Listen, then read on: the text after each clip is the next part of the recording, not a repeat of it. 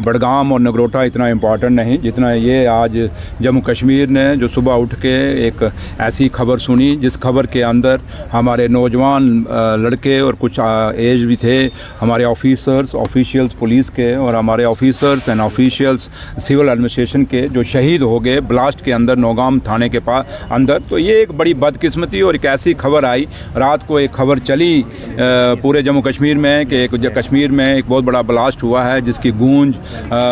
श्रीनगर के अलग अलग कोनों में सुनी गई और जिससे लोगों को तो था कि क्या हुआ, लोगों ने सोचा शायद ऐसे हुआ, लेकिन जब बाद में जब न्यूज़ छन छन के बाहर आई और जब फ़ोटोज़ आए और मैंने कुछ ऑफिसर्स के, एक नायब तहसीलदार और एक इंस्पेक्टर के फ़ोटो देखे, कितने स्मार्ट और कितने हैंडसम वो बच्चे थे, आज वो दुनिया छोड़ के चले गए। और ये बदकिस्मती है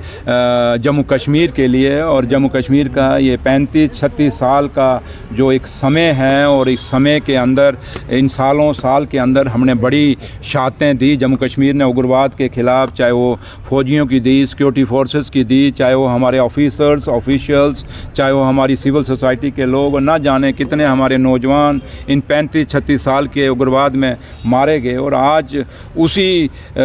फिर उसी उग्रवाद के आगे हमारे ये लोग शहीद हुए हैं आज जो नौगाम में हुए हैं। तो इसलिए मैं भगवान से यही दुआ करूंगा कि मेरा रब उन परिवारों को इतना हौसला दे जिन परिवारों के ये बच्चे मारे गए हैं कि वो इस सदमे से बाहर निकल सकें, और उनके बच्चे छोटे छोटे हैं जो उनको इतना मेरा रब इतनी हिम्मत दे कि वो अपनी ज़िंदगी दोबारा शुरू कर सकें और अपने जो जिनके ये फादर थे या क्या लगते थे वो इनके सपने जो उनके साथ कभी शेयर किए होंगे वो साकार कर सकेंगे। और मैं अपने रब और माता रानी से यही दुआ करूंगा उस वाहिगुरु के आगे कि भगवान इनकी आत्मा को शांति दे जो लोग शहीद हो गए हैं और इनको जन्नत नसीब हो।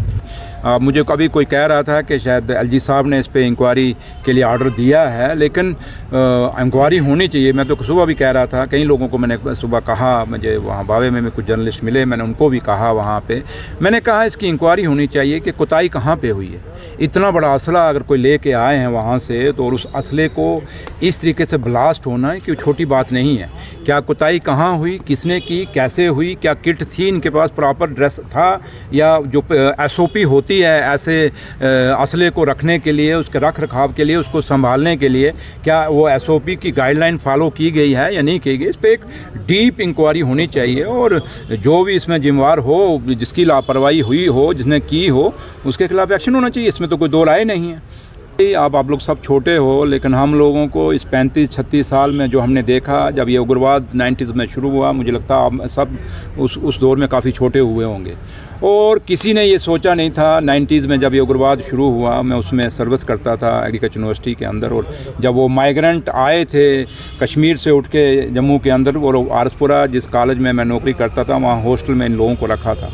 और ये इतने मासूम चेहरे थे जिनको जम्मू की कभी सड़कें नहीं देखी थी। आज तो वो देश और दुनिया के कोनों कोनों में जाके बस गई है माइग्रेंट कश्मीरी पंडित जो हैं। तो इसलिए ये एक ऐसी दास्तान है जिस दास्तान को हमने बड़े करीब से देखा। मैंने ऐसे इन 35-36 सालों के अंदर जो मेरा 28-29-30 साल का जो पॉलिटिकल कैरियर है एज ए पॉलिटिकल वर्कर मैंने शुरुआत की, जब तो कई घरों में मेरा जाना हुआ, और जब उन घरों में हम जाते थे, जब ये डेड बॉडियाँ उन घरों में आती हैं, उसमें हालात क्या होते हैं, वो छोटे बच्चे रोते कैसे हैं, या उनकी परिवार के लोग, उनके माँ बाप, बीवियाँ, बहनें कैसे रोती हैं, ये मंजर हमने देखे। और आज भी सुबह जब ये हुआ तो हमें वही मंजर याद आ जाते हैं। ये भी देखा कितना नुकसान बॉर्डरों पे हुआ, कितने मकान गिरे, कितनी लाशें गिरी, सब कुछ शहादतें हुई।